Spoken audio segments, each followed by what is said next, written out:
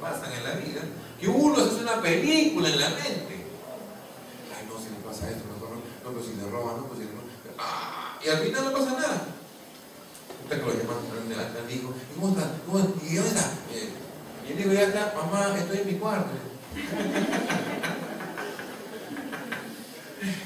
¿Por qué? Porque a veces nosotros, en vez de disfrutar la vida, nos preocupamos en exceso, nos preocupamos demasiado de cosas que posiblemente nunca pasen.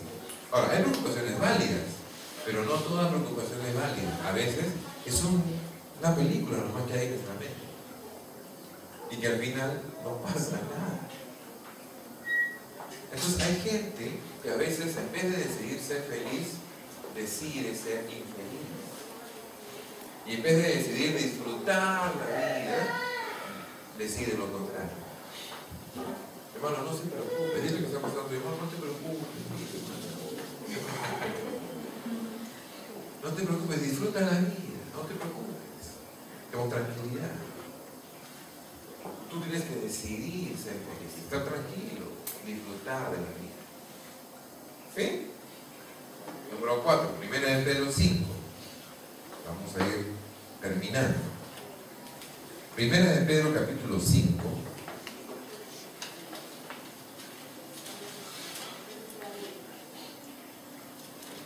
Versículos 5 al 7.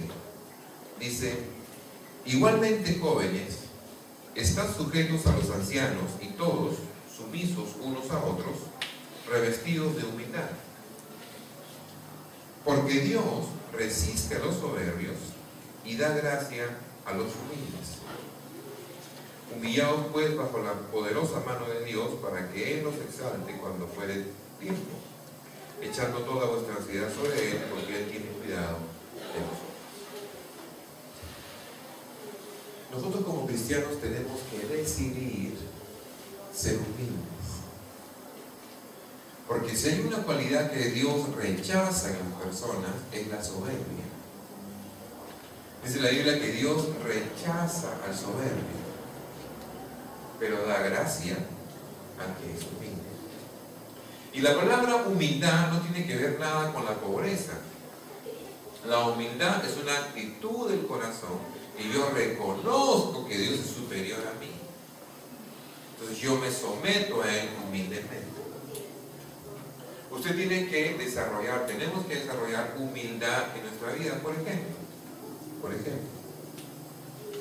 Yo desarrollo humildad en mi vida cuando yo, por ejemplo, dependo diariamente de Dios. Hay gente que hace su devocional todos los días lee la Biblia, todos los días ora, y hay gente que no. Porque esa gente inconscientemente piensa que no necesita de Dios para vivir su vida. Esa gente no es humilde. Porque la humildad radica en que yo reconozco que yo necesito de Él. Por ejemplo, hay gente que tú le invitas a la iglesia y que le tienes que invitar hasta comida para que venga. Le tienes que pagar pasaje. ¿Por qué? Porque la gente a veces cree que cuando viene a la iglesia le hace un favor a Dios. Y a veces la gente no es humilde, dice, no, yo necesito de Dios, por lo tanto yo voy a ir, porque yo necesito de Dios. Entonces usted y yo tenemos que desarrollar en la vida humildad. Y la humildad es cuando yo reconozco que yo sin Dios soy nada. Y ese es un problema que a veces tienen los jóvenes, y a veces tenemos. Tienen los jóvenes, ¿no? Ayer estuve jugando ahí la Sub-20 con la Sub-50. Porque a veces los jóvenes, como tienen la fuerza, la energía, están jóvenes, pues no, dejan de confiar en Dios y confían en su fuerza. Confían en que se la saben todo. No, mamá, tú no sabes, en tu tiempo, mamá, pero ahora no es así, mamá, tú no sabes. Y la mamá nada sabe. Mi papá tampoco dice, no, tú no sabes, papá, en tu tiempo era blanco y negro, ahora no es así. ¿No? Y son soberbios. Y la soberbia es mala consejera. Uno tiene que ser humilde. Porque los que somos mayores ya hemos pasado por lo que tú pasaste ya. Claro que sí. O tú crees que yo nací grande? Nosotros hemos sido también adolescentes, también hemos sido jóvenes, igualito. Y hacíamos lo mismo que tú hacías. Lo que tú no sabes es que en tu cuarto hay una cámara escondida. Uy. ¿Ya? Entonces uno tiene que ser humilde para hacerle caso a la mamá, hacerle caso al papá. ¿Por qué? Porque yo reconozco que necesito de la sabiduría que Dios tiene. Y tengo que reconocer que yo no me las sé todas, que estoy en un proceso de aprendizaje. La humildad es un punto muy importante. Cuando uno viene a la iglesia, usted tiene que reconocer la necesidad de estudiar, por ejemplo, la necesidad de aprender. Hay gente que no, porque ya las iguales. Entonces, cuando usted comienza a desarrollar, en vez de desarrollar humildad, a desarrollar soberbia, entonces Dios lo va a resistir. Y usted no va a poder disfrutar de Dios, porque Dios se va a alejar de usted. Uno tiene que desarrollar humildad. Eso es muy importante, ¿no? Y como dije al principio, no quiere decir que usted tiene que ser pobre, porque usted es humilde, entonces el techo hasta que se le cae, porque usted es humilde. No, no es así. Claro, el techo. O ore para que el Señor le dé un techo nuevo. La humildad no va por ahí. La humildad es una actitud del corazón, porque hay gente pobre que es muy soberbia. Y hay gente que tiene mucho dinero que es muy humilde. La humildad no tiene que ver con la posición económica, tampoco la soberbia. Es una actitud del corazón. Una actitud del corazón. Y por último, para cerrar este mensaje, quiero que vayamos a Génesis capítulo 45. Nosotros estamos aprendiendo algo hoy. ¿Sí? Sí, porque voy a tomar examen. Génesis 45, versículo 1 dice así: no podía ya José contenerse delante de todos los que estaban al lado suyo, y clamó: haced salir de mi presencia a todos. Y no quedó nadie con él al darse a conocer a José a sus hermanos. Entonces se dio a llorar a gritos, y oyeron los egipcios y oyó también la casa de Faraón. Y dijo José a sus hermanos: yo soy José, ¿vive aún mi padre? Sus hermanos no pudieron responderle porque estaban turbados delante de él. Esta historia, es casi el final de la historia, es la historia de José.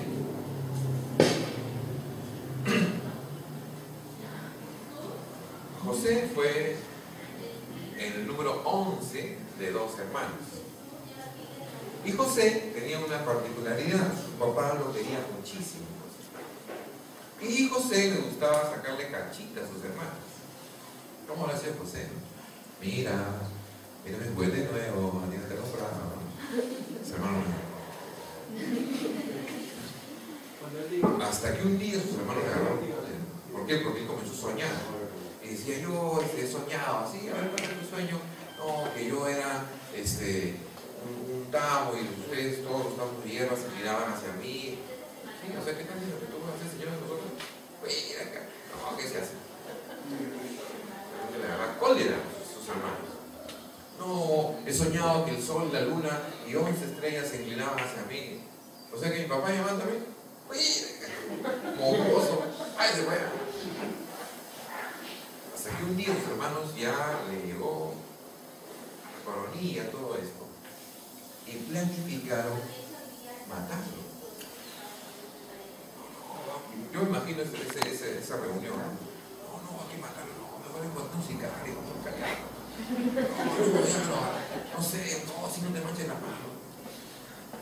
Entonces ahí estaban discutiendo. Y justo ese día su papá le dice: oye, anda, mira a tus hermanos, anda, llévales comida. Y yo no sé, ¿no? Hermano, acá te doy comida. ¿Qué comida, pa? Y le pegaron y lo metieron en un pozo. Le quitaron la ropa, todo. Y lo tuvieron en un pozo. Ya, ¿qué hacemos? ¿Qué hacemos con él? No, hay que matarlo, hay que charcarlo, hay que cotizarlo tú para Camaro, qué sé yo. Entonces agarra y viene el mayor y dice, no, ¿cómo lo van a matar? No lo maten, hermano. Y ya otro tiene una brillante idea y dice, no, ¿sabes qué? Hay que venderlo como esclavo. Entonces lo vendemos como esclavo, nos ganamos una platita y al final ganamos la plata y al final nos deshacemos del problema. Y eso hace.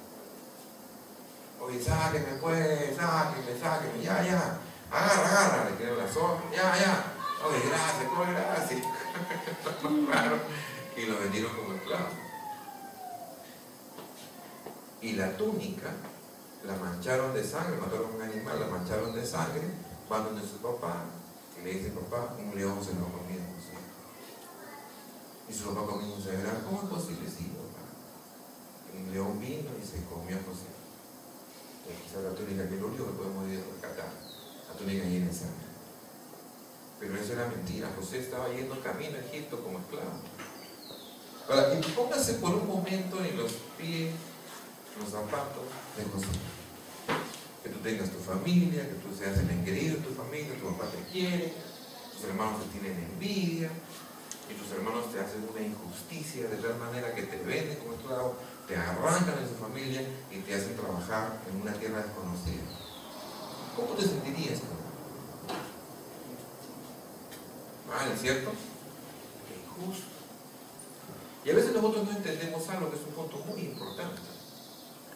Nosotros vivimos todos los días con personas. Todos los días interactuamos con personas.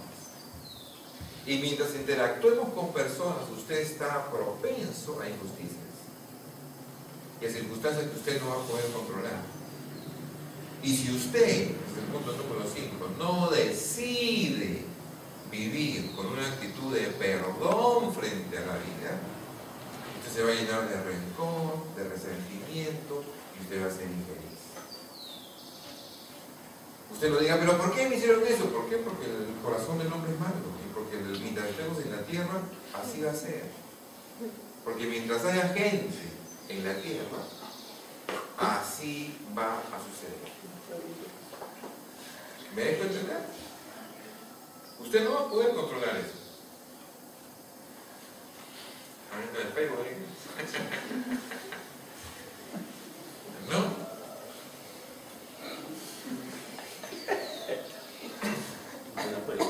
Usted tiene que entender, tenemos que entender que tenemos que vivir con una actitud de perdón.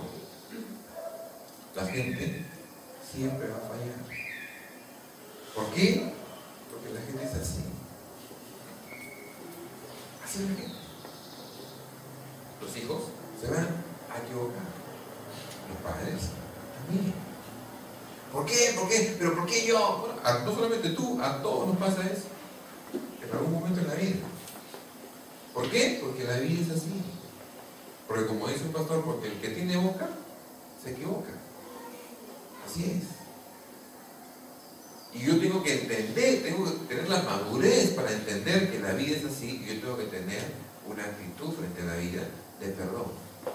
Porque si yo desarrollo rencor en mi corazón, desarrollo resentimientos en la vida frente a las circunstancias, frente a mi papá, mi mamá, mis hermanos, entonces yo me estoy haciendo más daño que ellos.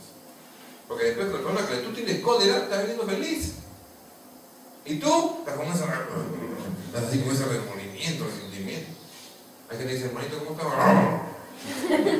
De verdad. Inmediatamente uno desarrolla una actitud como a la defensiva ya. No, ese hermano me está abrazando mucho, ¿qué cosa quiere? Voy a evitar para acá mejor. No, nada que evitar, hermano. O sea, no es eso.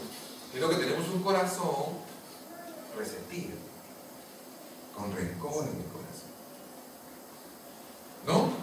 Entonces uno tiene que, así como José, después de toda la historia que usted pueda leerla en su casa, si usted tiene oportunidad, José después llega a Egipto, pero como él era un buen administrador, comienza a administrar la casa y llega a ser el jefe de los esclavos, el administrador de toda la casa de Potifar.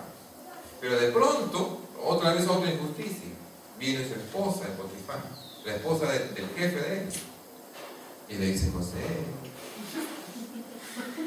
sí, vete.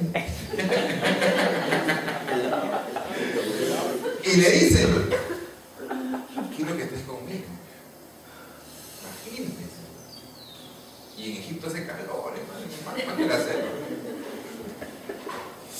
Y José soltero, ¿no? Y, ¿qué hago? Y José le dice, no, imagínense esto. Y la mujer dice, no vas a estar conmigo, ya, no vas a ver. Dice que le arranca la túnica y él sale, ¿cómo ha salido? ¿No? Sin ropa, ¿no? ¿Qué sé yo? Pero salió, dice. Cuando vino el esposo le dijo, mira lo que ha hecho José, ha querido violar. Imagínense al marido. Caso cerrado, pues. Caso cerrado. Tráiganlo, José. ¿Qué pasa? Lo traigan, José. Lo traigan, José, y lo meten a la cárcel. ¡Qué injusticia! Un hombre bueno, un buen administrador. ¿Por qué le pasó eso a José? Porque la gente es mala. Y él a la cárcel. Lo arrancan de su familia, le está yendo bien el trabajo ahora, a pesar de las circunstancias negativas, y le quitan el trabajo, lo meten a la prisión.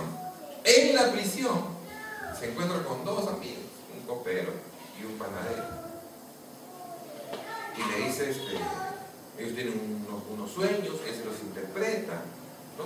A uno lo mata y al otro le dice, ahora que vas a salir, acuérdate de mí. No te preocupes. Yo salí, no voy a dar con el faraón para que te saque de acá. No te preocupes, gracias. 2 años después, faraón tuvo un sueño. O sea que ese hombre se olvidó de José. Qué justo, ¿no? ¿Pero por qué le pasó eso? Porque la vida es así. Porque la gente es así.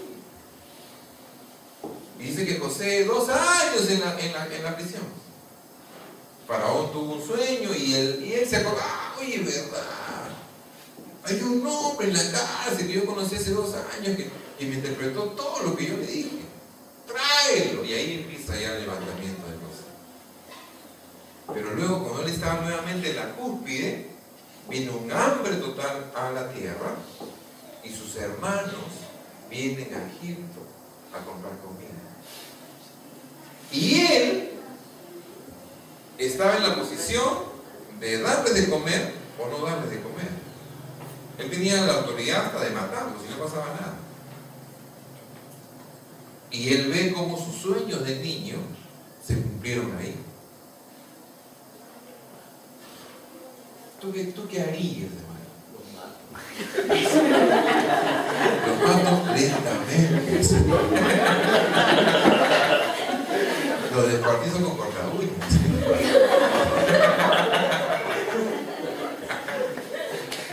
¿No? Los quemo pero a fuego lento.